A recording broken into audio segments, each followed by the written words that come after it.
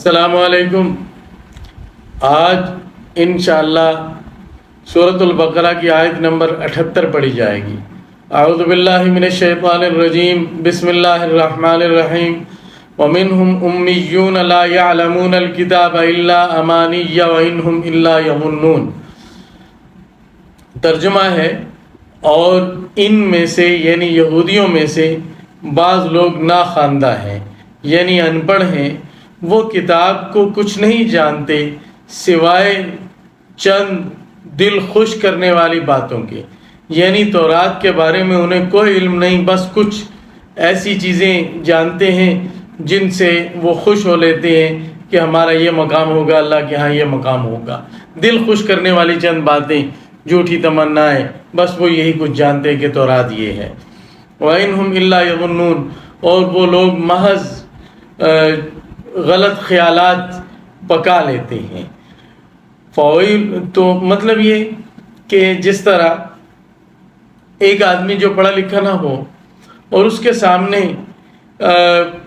اللہ کی کتاب کا جیسا تعارف پیش کیا جائے وہ ویسے ہی سمجھے گا۔ جیسے بہت احتیاط سے کہہ رہا ہوں، جیسا کہ وہ ناخواندہ مسلمان جن کو دین کی طرف کوئی رغبت بھی نہیں ہے،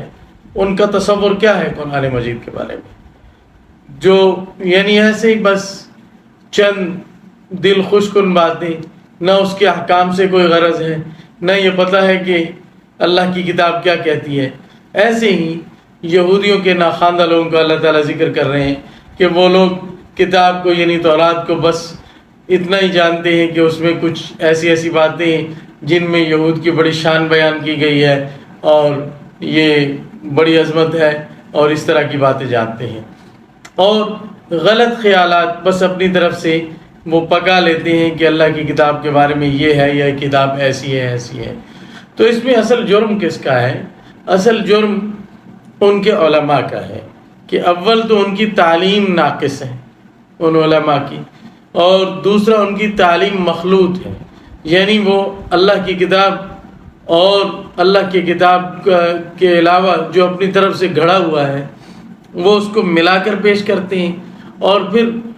وہ جو ان کی تعلیم ہے عوام یہود کے لیے وہ بہت ناقص اور گھٹیا ہے، اور وہ ان کا حق تعلیم ادا نہیں کرتے۔ اور کچھ قصور ان کا بھی ہے، ان میں فہم کی کمی ہے،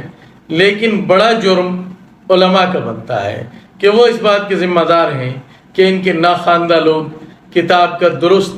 تصور نہیں رکھتے اور صحیح تعارف اللہ تعالیٰ کے کلام کا نہیں رکھتے۔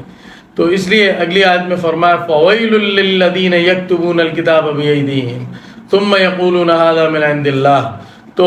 بڑی خرابی ہے ان لوگوں کے لیے جو کتاب یعنی تورات کو اپنے ہاتھوں سے لکھتے ہیں، بدل سدل کر اپنی طرف سے لکھتے ہیں، ثُمَّ يَقُولُونَ هَذَا مِنْ عِندِ اللَّهِ، پھر کہہ دیتے ہیں کہ یہ اللہ کی طرف سے ہے، لِيَشْتَرُوا بِهِ ثَمَنًا قَلِيلًا، اور ان کا مقصد یہ ہوتا ہے کہ اس کے بدلے میں کچھ نقد وصول کر لیں۔ فَوَيْلٌ لَّهُم مِّمَّا كَتَبَتْ أَيْدِيهِمْ، تو ان کے لیے خرابی ہے، بڑی خرابی ہے اس وجہ سے جو ان کے ہاتھوں نے لکھا۔ وَوَيْلٌ لَّهُم مِّمَّا يَكْسِبُونَ، اور ان کے لیے بڑی خرابی ہے اس وجہ سے جو یہ کماتے ہیں، یعنی جو مال اس پر حاصل کرتے ہیں۔ یہ اللہ تعالیٰ نے صفت بیان کی بنی اسرائیل کے علماء کی۔ آج جو شخص علم دین حاصل کرے، عالم کہلائے، یا اس کے پاس ممبر و محراب کی ذمہ داری ہو، عوام کو علم دین سکھانے کی ذمہ داری ہو، اس کو اپنا جائزہ ان آیات کی روشنی میں لینا چاہیے کہ کہیں ایسا تو نہیں کہ ہم بنی اسرائیل کی روش پر ہم میں سے عالم کہلانے والا شخص یا وہ شخص جس کے سامنے عوام الناس کو علم دین سکھانے کی ذمہ داری ہے، وہ اس روش پر چل پڑا ہو کہ لوگوں کو خوش کرنے کے لیے یا اپنی جیب بھرنے کے لیے وہ اللہ تعالیٰ کے احکام کو بدل دیتا ہو، تعلیم ناقص دیتا ہو، صرف وہ کچھ بتاتا ہو جس سے اس کا مالی مفاد وابستہ ہے، دین کی حقیقی تصویر پیش نہ کرتا ہو، لوگوں کو کتاب اللہ اور سنت رسول اللہ صلی اللہ علیہ وسلم کا تعارف نہ کراتا ہو، بلکہ بس وہی باتیں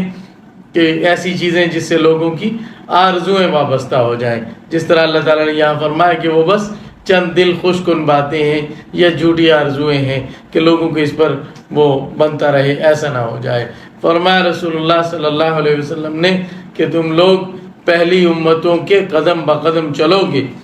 بالکل ان لوگوں کے طریقے پر چلو گے جس طرح جوتے کا ایک پاؤں دوسرے پاؤں کے بالکل مطابق ہوتا ہے، دونوں پاؤں میں فرق نہیں ہوتا، ایک دوسرے کے بالکل مطابق ہوتے ہیں، تم اس طرح ان کے پیچھے چلو گے۔ تو کہیں ایسا نہ ہو کہ یعنی جس شخص کو کی یہ ذمہ داری ہے، جس کو اللہ تعالیٰ نے علم دین دیا اور